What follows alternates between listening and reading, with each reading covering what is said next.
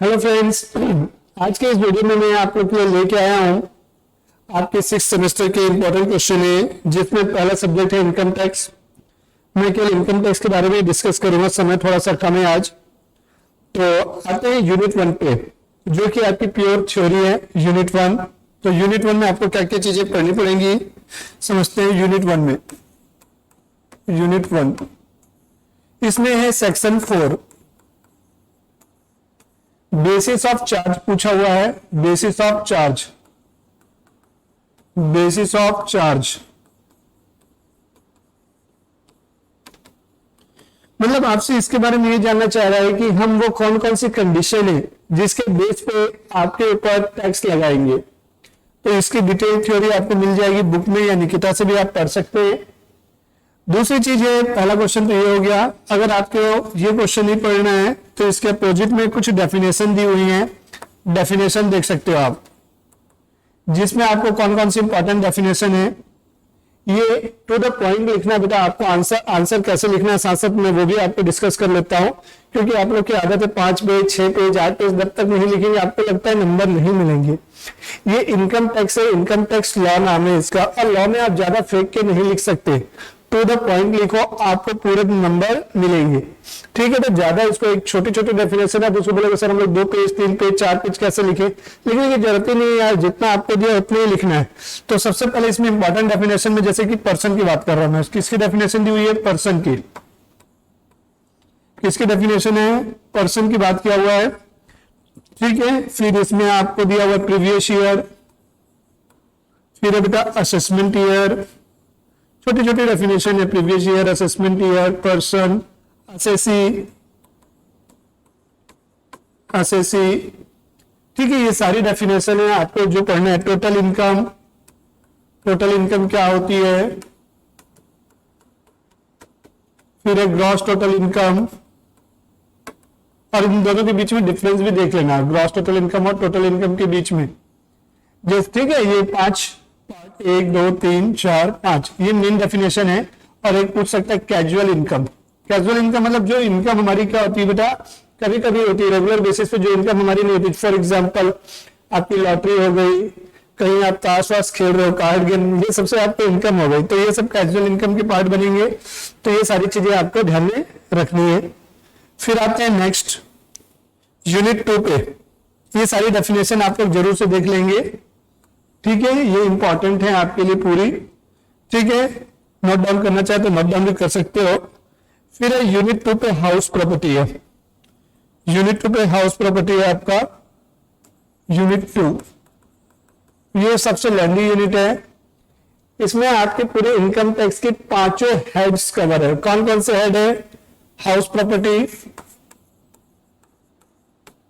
House property है पहला, फिर है सैलरी, फिर है आपका कैपिटल गेन, पीजीबीपी, और एक इनकम फ्रॉम अदर सोर्स। ये 5 हेड आपके इस यूनिट में कवर है। और जितने भी आपके क्वेश्चन आज तक पूछे गए हैं एग्जाम में वो हाउस प्रॉपर्टी और सैलरी से ही पूछे गए हैं। तो मुझे पूरा विश्वास है कि इस बार भी यही चीजें आपको पढ़नी चाहिए, यही से क्वेश्चन पूछेगा। ठीक है, तो हाउस प्रॉपर्टी में क्या क्या चीजें हैं बेटा, और सैलरी में क्या क्या है। मैं तो बोलता हूं जैसे जो बच्चा कभी पढ़ाई नहीं है, अभी जो 2 दिन 3 दिन की जो मेरी रिवीजन क्लास में सोच रहे थे वो आएंगे और मैं वो क्लास ले नहीं पा रहा हूं, तो ऐसे बच्चे ज्यादा टेंशन न ले, केवल हाउस प्रॉपर्टी को भी पढ़ के जा सकते हैं। 3 से 4 क्वेश्चन है, 3-4 क्वेश्चन बना लोगे, मोर देन इनफ है। ठीक है, तो हाउस प्रॉपर्टी में मेरा क्वेश्चन नंबर 16 है। हाउस प्रॉपर्टी में क्वेश्चन नंबर 16 है। ये जो क्वेश्चंस बता रहा हूं ये मेरी शीट के बेटा, ये बुक के क्वेश्चंस पता नहीं कौन से नंबर पे होंगे। ठीक है, क्वेश्चन नंबर 16 ये जो केवल और केवल कॉन्सेप्ट क्लियरिंग क्वेश्चन है, ये कॉन्सेप्ट के लिए देखना है। अगर आप कॉन्सेप्ट क्लियर करना चाहते हो हाउस प्रॉपर्टी के लिए, इसी के लिए एग्जाम में नहीं आएगा। ठीक है, फिर इसके बाद मैंने लिखा हुआ है कौन सा क्वेश्चन है, क्वेश्चन नंबर 15 भी सिमिलर है, ये भी एग्जाम में नहीं आएगा, ओनली फॉर कॉन्सेप्ट है। जो क्वेश्चन नंबर 14 है ये हाई प्रोबेबिलिटी इस बार एग्जाम में आएगा। ये मुझे लग रहा है इस बार एग्जाम में आएगा। आ गया है नहीं बोला, आएगा या आ सकता, हाई प्रोबेबिलिटी है। ठीक है, कई लोग श्योर मान के इसी को पूरा सर बोलेंगे पढ़ के चलिए, ऐसा नहीं, देख लेना इंपॉर्टेंट है। और एक क्वेश्चन है क्वेश्चन नंबर 13, 11 और 13, क्वेश्चन नंबर 11 और ये 13, ये तीन क्वेश्चन मेनली जो है आपके कॉन्सेप्ट के साथ साथ सारी चीजें आपकी कवर कर लेगा। और ये 14 तो सबसे इंपॉर्टेंट है, मतलब ये मान के चलो ये एग्जाम में आ ही गया है, इस टाइप के क्वेश्चन है। और जैसे इसमें और कौन कौन से क्वेश्चन है मेरे शीट के, क्वेश्चन नंबर 9865, 9865, ये क्वेश्चन एकदम बेसिक है, नहीं भी बनाओगे चलेगा।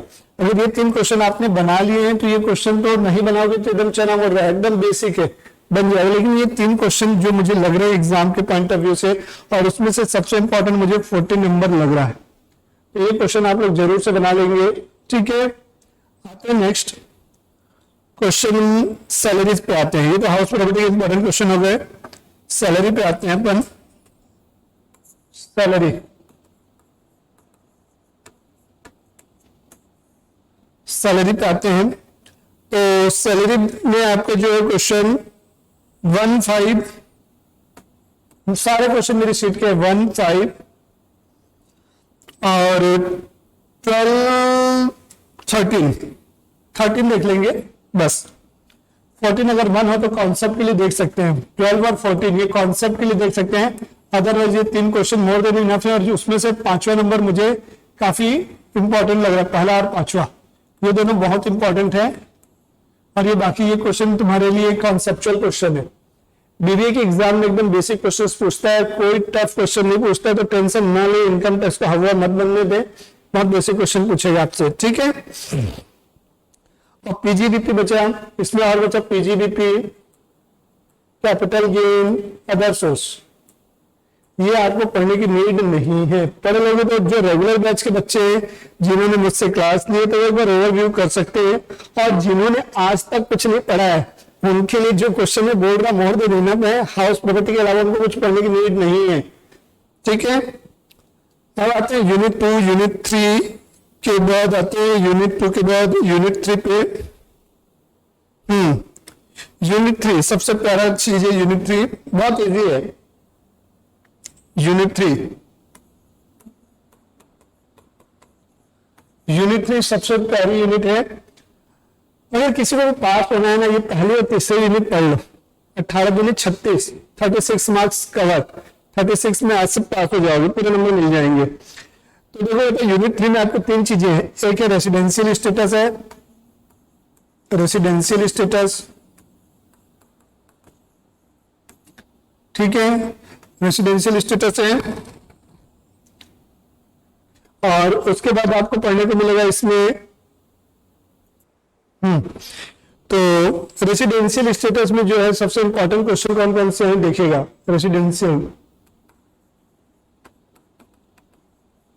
रेसिडेंशियल स्टेटस, बस क्वेश्चन नोट कर लो, उसका सॉल्यूशन भी करवाने की कोशिश करूंगा मैं। रेसिडेंशियल स्टेटस में आपको जो क्वेश्चन देखने हैं, क्वेश्चन नंबर 7, 9 और 10, 7, 9 और 10 ये तीन क्वेश्चन आपको देखने हैं। हाँ, 7, 9 और 10 है।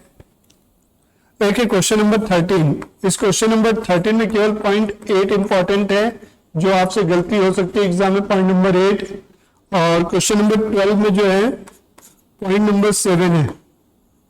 मैं बार बार बोल रहा हूं बेटा, ये सारे क्वेश्चन जो है मेरी शीट के बुक के नहीं है, बुक में कौन सा पेज नंबर पे मुझे नहीं मालूम, ठीक है, ध्यान रखेंगे। तो ये क्वेश्चन है, इसी यूनिट में एक है set of and carry forward, set of and carry forward, ये दोनों चीजें एग्जाम में दोनों से कई बार क्वेश्चन पूछा हुआ है, और कई बार एक ही यूनिट का प्रैक्टिकल और उसी यूनिट की थ्योरी, यानी कि जैसे रेसिडेंशियल है इसी की थ्योरी पूछ लिया और इसी का आपसे प्रैक्टिकल भी पूछ लिया है। तो दोनों चैप्टर आपको अच्छे से पढ़ने हैं, और दोनों की थ्योरी और प्रैक्टिकल दोनों ही पढ़ने पड़ेंगे, ठीक है। और रेसिडेंशियल स्टेटस आ गया तो आप लोग के लिए बहुत ही अच्छा, पास होने में कहीं कोई दिक्कत नहीं जाएगी, एकदम इजीली बन जाएगा आपसे रेसिडेंशियल स्टेटस, कुछ भी नहीं है। तो सेट ऑफ कैरी फॉरवर्ड में मेरी सीट में 4 क्वेश्चन है, जिसमें आपको पहले क्वेश्चन नंबर 3 बनाना है, फिर क्वेश्चन नंबर 2 बनाना है, फिर क्वेश्चन नंबर 1, फिर क्वेश्चन नंबर 4। अगर बनाना चाहो तो इस सीक्वेंस में आप लोग प्रैक्टिस कीजिएगा। अगर क्वेश्चन नंबर 3 बनाएंगे तो पूरा आपके कंसेप्ट क्लियर हो जाएंगे। ये पूरा कंसेप्चुअल क्वेश्चन है, ये एग्जाम में नहीं आएगा, लेकिन ये क्वेश्चन आपको क्या होगा बेटा, पूरा बेस है, ये बन गया तो बाकी क्वेश्चन आपसे इजीली बन जाएंगे, कुछ भी नहीं ये चीजें। और इसी यूनिट में एक चैप्टर है डिडक्शन, तो डिडक्शन नहीं भी पढ़ेंगे तो भी बनेगा इस यूनिट के लिए, बट डिडक्शन इसलिए पढ़नी पड़ेगी क्योंकि यूनिट 5 है टैक्स लायबिलिटी, वहां पर इसका पूरा रोल है। आते हैं यूनिट 4 पे, ये क्वेश्चन नोट डाउन करना चाहे तो नोट डाउन कर सकते हैं, ठीक है। अब आते हैं यूनिट 4 पे, तो आइएगा यूनिट 4। यूनिट 4 पे आपका क्या क्या है, हाँ थ्योरी है, यूनिट 4 प्योर, यूनिट 4 थ्योरी है, यूनिट 4 प्योर थ्योरी है।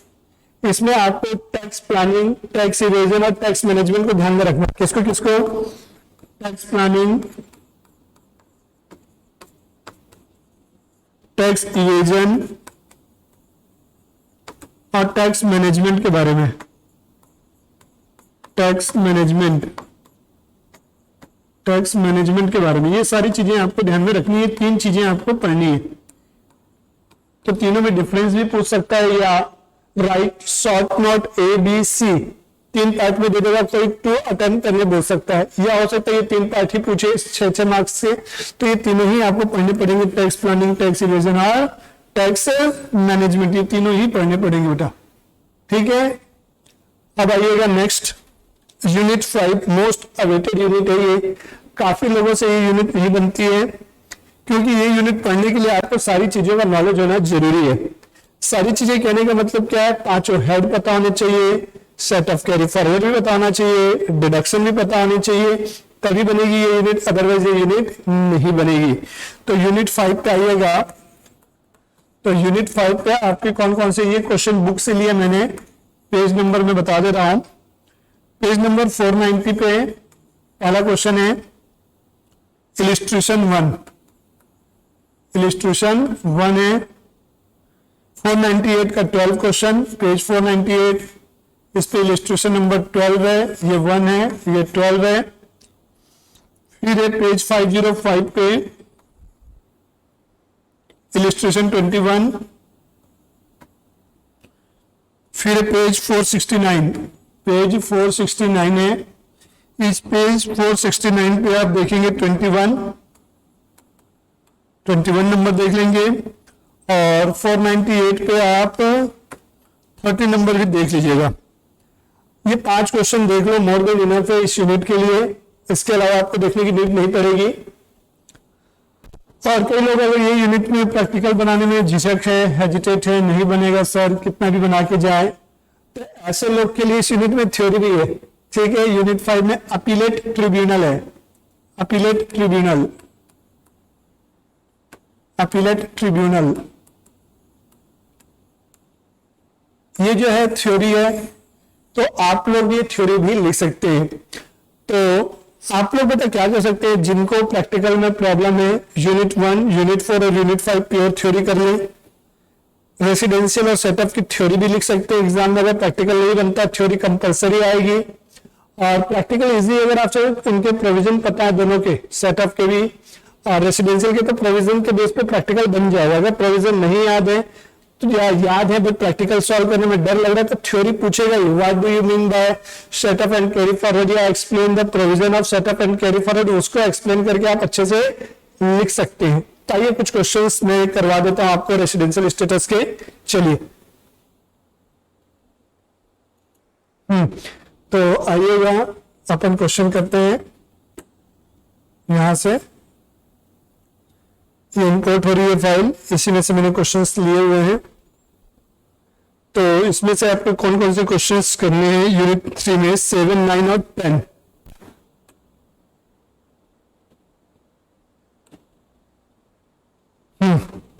ठीक है, तो ये 7, 9, 10 अपन को करना है, ये आपके सामने है, ठीक है।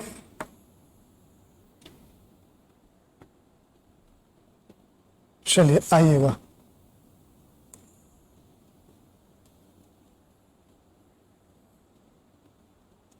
ठीक है। ये आपके सामने क्वेश्चन नंबर 7 है, देख सकते हैं क्या लिखा हुआ है इसमें, तो अगर रीड कर लो, विजिबल है आपको सभी को, ठीक है। तो देखिएगा इसमें क्या लिखा हुआ है क्वेश्चन नंबर 7 में। हाँ, रीड कीजिएगा क्वेश्चन नंबर 7। विजिबल है सभी को? जी लो, अब अच्छे से विजिबल हो जाएगा आप लोग को। हाँ, और ये क्वेश्चन ध्यान से एक बार। तो क्वेश्चन नंबर 7 है आपके सामने। इसमें क्या लिखा हुआ है? Shri Vivek Mohan has the following income during the financial year 21-22। ठीक है, 21-22 में आपको इनकम्स दिया हुआ है, कौन कौन सी इनकम उसके पास है। इनकम फ्रॉम बिजनेस, कुल मिला के लास्ट टाइम देखो, calculate taxable income of Shri Vivek Mohan for the assessment year 22-23। ठीक है, 3 केसेस है, अगर वो ऑर्डिनरी रेसिडेंट है, नॉट ऑर्डिनरी रेसिडेंट है या नॉन रेसिडेंट है, ये तीनों ही केस में हमको उसकी टोटल इनकम निकालनी है। तो आपका फॉर्मेट कैसे बनेगा, ध्यान से सुनिएगा। हेडिंग रहेगी calculation of total income, calculation of total income. ठीक है, यहां 3 कॉलम, पहला कॉलम रहेगा पर्टिकुलर का, उसके बाद ऑर्डिनरी रेसिडेंट, फिर नॉट ऑर्डिनरी रेसिडेंट एनओआर जिसको बोलते हैं, फिर उसके बाद है नॉन रेसिडेंट एनआर। ठीक है, ये 4 कॉलम आप लोग बनाएंगे। पर्टिकुलर में क्या लिखना है, जैसे पहला पॉइंट है income from business in Kolkata. Business in Kolkata है तो मैंने आप लोगों को पहले भी बताया था, अगर इंडिया का कोई भी बिजनेस है, इंडिया से कोई भी इनकम है, वो तीनों के लिए टैक्सेबल। तो आपको पर्टिकुलर में पॉइंट नंबर 1 में सेम ये जो चीजें लिखी है पूरी की पूरी एज इट इज लिखनी है, अमाउंट को छोड़कर यहां तक एज इट इज लिखेंगे आप। तो ये इनकम जो है बेटा यहाँ पर कितने के लिए टैक्सेबल होगी, तीनों के लिए टैक्सेबल होगी। कितने के लिए टैक्सेबल होगी बेटा, ऑल 3 के लिए। तो यहाँ पर तीनों में आप 25,000 रुपए और 25,000 रुपये यहां लिख देंगे आप लोग। सेकेंड पॉइंट क्या लिखा है, income from pension for service rendered in India received in London. Pension service rendered in India, India से इनकम है, ये भी तीनों के लिए आ जाएगी। तो मैं यहीं पर लिखते हुए चलता हूं कौन सी इनकम कितने के लिए टैक्सेबल होने वाली है। थर्ड पॉइंट लिखा है income from asset in Burma received in India है, रिसीव्ड इन इंडिया लिखा हुआ है। तो इंडिया से आपको इनकम मिल रही है बेटा, कहां से मिल रही है, इंडिया से। तो इंडिया से मिल रही है तो ये कितने के लिए टैक्सेबल, तीनों के लिए। Profit from business in Sri Lanka deposit in bank there, तो ये बाहर की बाहर ही आपने इनकम ऑन बाहर की, रिसीव भी बाहर की। तो कोई भी इनकम बाहर की बाहर है, अर्न एंड रिसीव, तो ऑर्डिनरी रेसिडेंट के लिए टैक्सेबल होगा ये। फिर income from profession in Kenya receive there, this profession was setup in India. Setup मतलब कंट्रोल कहां से हो रहा है बेटा, बिजनेस इंडिया से हो रहा है। तो मैंने बताया था बाहर के बिजनेस है और जिनका कंट्रोल इंडिया से होता है वो 2 लोगों के लिए टैक्सेबल होते हैं, और एनओआर के लिए, ओआरआर एनओआर के लिए। Profit from machinery in India, machinery in India है, तो मशीनरी इन इंडिया मतलब इंडिया से कोई भी इनकम आपको जनरेट होती है तो वो कितने के लिए टैक्सेबल होगी, तीनों के लिए टैक्सेबल होगी। Interest on UK government security half of which received in India 5,000, half of which मतलब टोटल इंटरेस्ट था 5,000। तो मैंने पहले भी आप लोगों को बताया कि ऑर्डिनरी रेसिडेंट को जो भी इनकम होती है वो पूरी टैक्सेबल होती है, चाहे वो कहीं भी हो। ठीक है, तो ओआर में कितना लिखेंगे आप, 5,000 लिखेंगे। ओआर में पॉइंट नंबर कौन सा है, ये 7वां नंबर पॉइंट है। और बाकी को कितना टैक्सेबल होगा, जितना इंडिया में रिसीव किया गया, तो इनके लिए 2500, इसके लिए भी 2500, ये इतनी इनकम टैक्सेबल होगी। और लिखा untaxed income for the previous year, ये किसी के लिए भी टैक्सेबल नहीं, नॉट टैक्सेबल। तो ये चीजें आपको ध्यान रखनी है। इस प्रकार से बेटा आपको क्वेश्चन बनाने हैं। अब जब भी आप कोई इनकम टैक्स में क्वेश्चन लिखते हैं, चलो ये तो हो गया।